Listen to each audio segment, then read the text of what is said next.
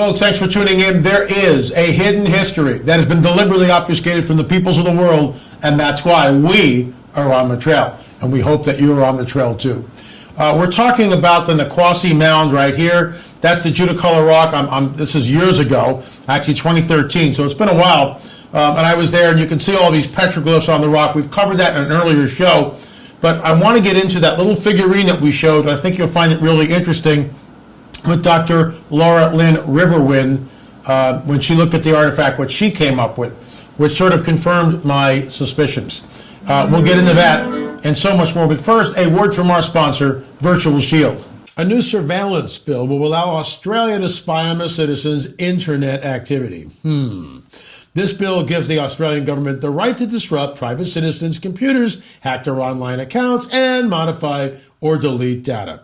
Government overreach, underline that word, and corporate tracking are at the top of reasons why VPNs are becoming more popular. When it comes to VPN, Virtual Shield is fantastic. Here's why.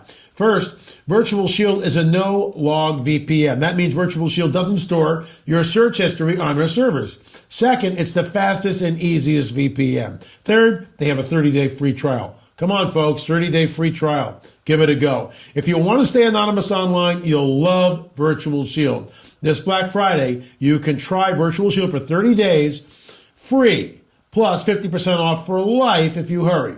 virtualshield.com/LA or click the link below to start your free trial. Once again, virtualshield.com/LA.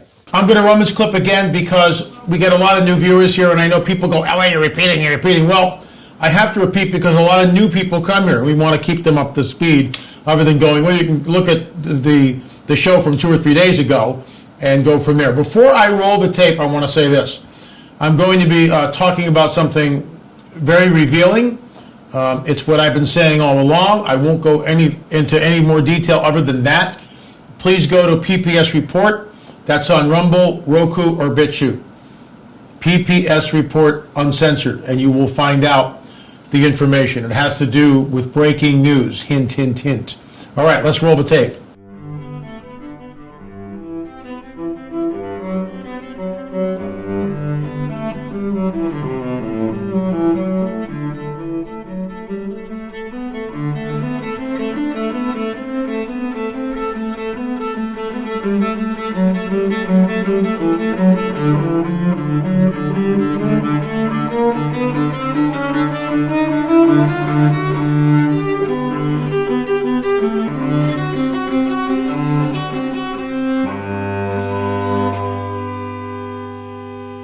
And of course, the last figure that you see, or the last slide that you see, is that figurine. Here's a Nikwasi Mound here, and what's really cool about this is you see some pictures from long ago. The mound was much bigger 100 years ago than what it is today.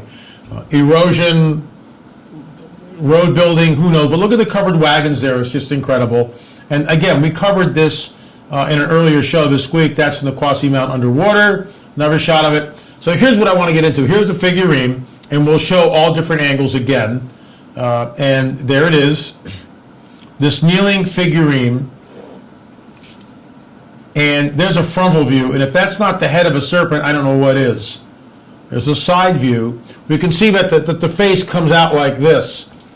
And there's a head shot, and you can see, in my opinion, we're looking at a serpent. So this was found in the mound, which I just showed you, 1933. It was found in the mound. So skeptics will say, well, there's no provenance for it, but according to the people that found it, it was found in the Nikwasi Mound.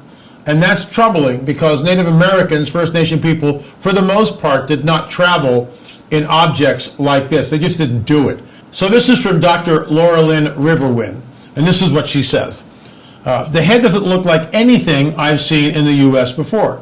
The body pose holding the breasts has one of the typical fertility goddesses, Asherah, poses of the Canaanites. But I usually see the kneeling goddesses in Africa or the Pacific Isles. I wish there was less erosion on the head.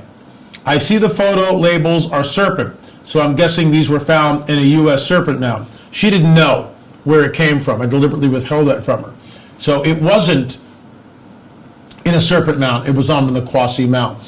So here's the deal. In my opinion, we have an out-of-place artifact, and that's what she says, out-of-place artifact.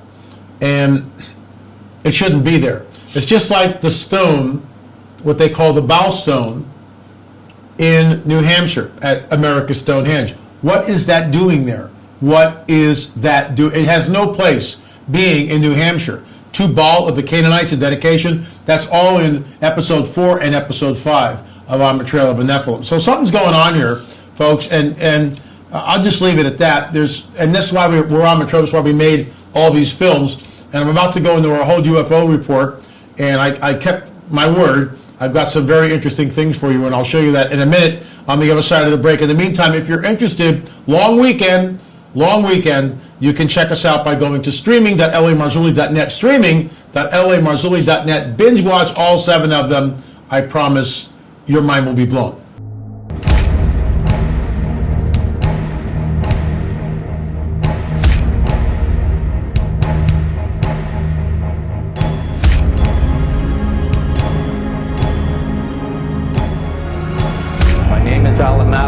I've seen a UFO. I've seen a UFO. And I saw a UFO. A UFO.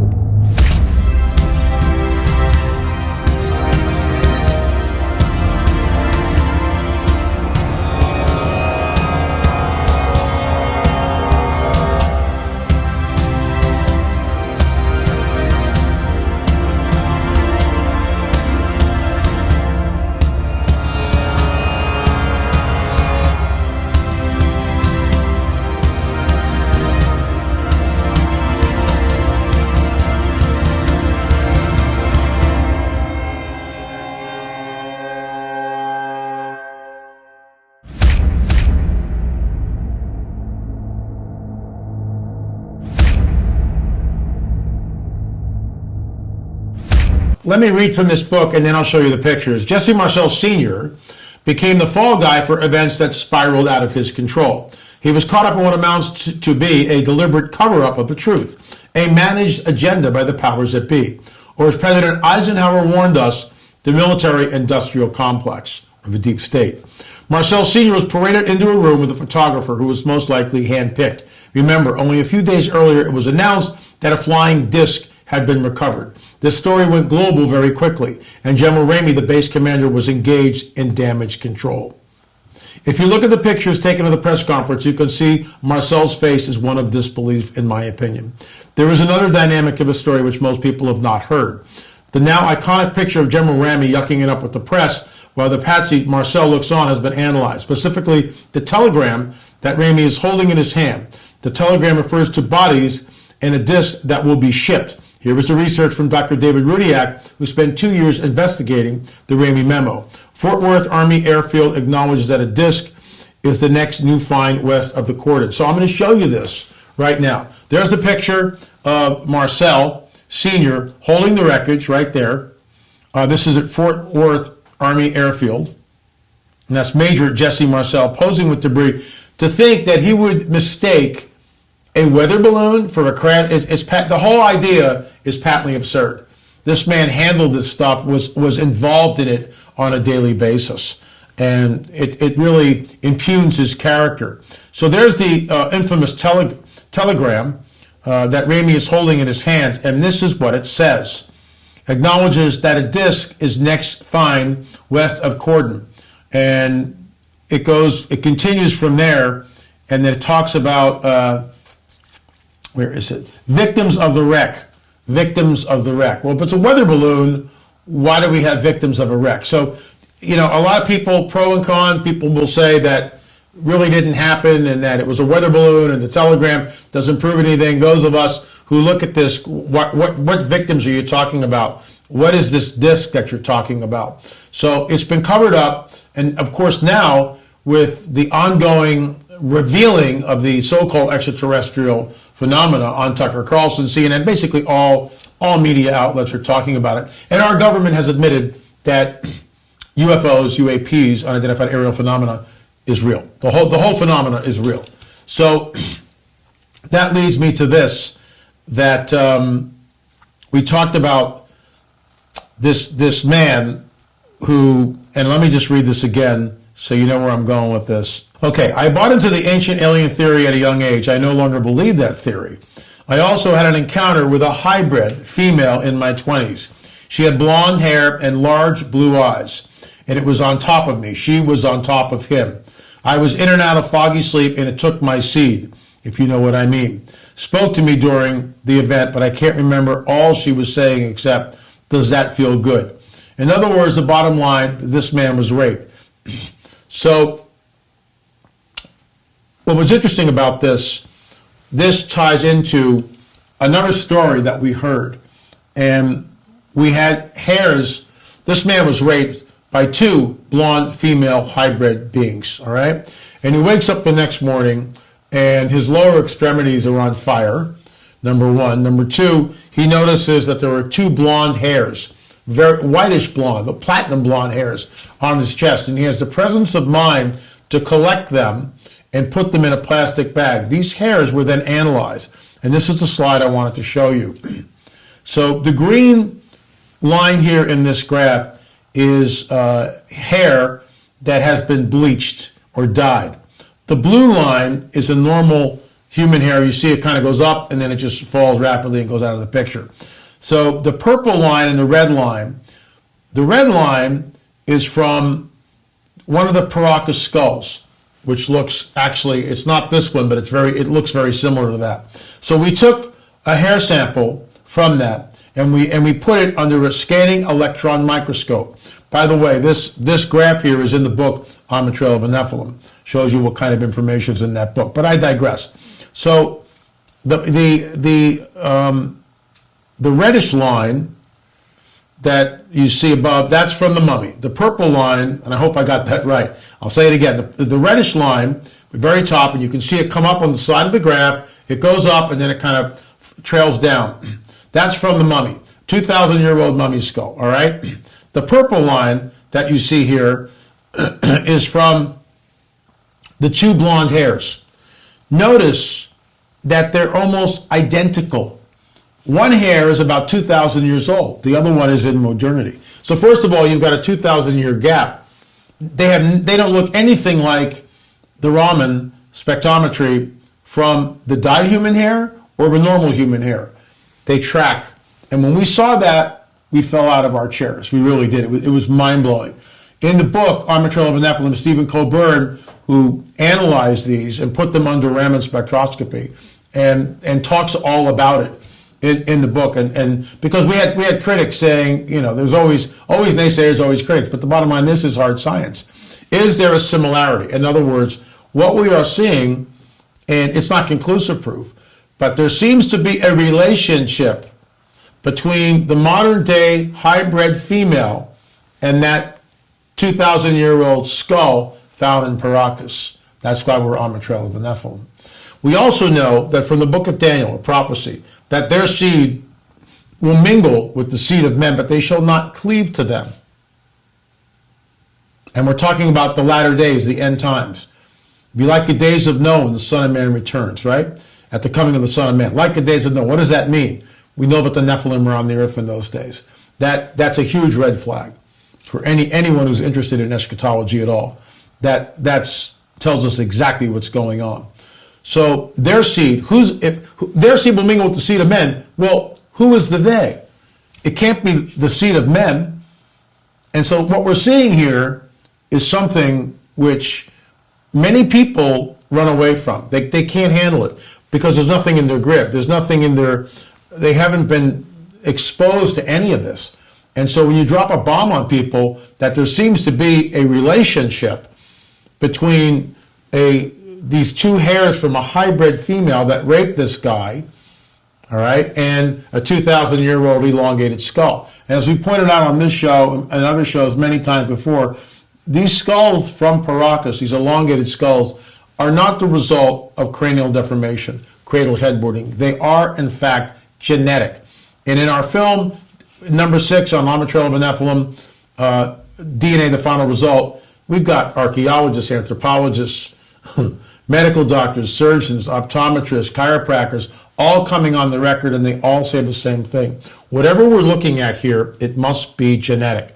These are genetic markers in these entities. And we've already gone over that. I'm not going to get the skull from behind me. You can go back and look at some of the other shows and see it for yourself. But the Raman spectroscopy is really easy, interesting rather, because it really shows, in my opinion, the correlation between hybrid, because it was a female hybrid that raped this guy. There's no doubt about it.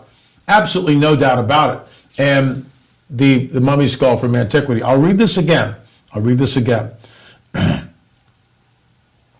I also had an encounter with a hybrid in my 20s, a female, blonde hair, huge blue eyes. She was on top of me. I was in and out of a foggy sleep. She raped me. She took my seed.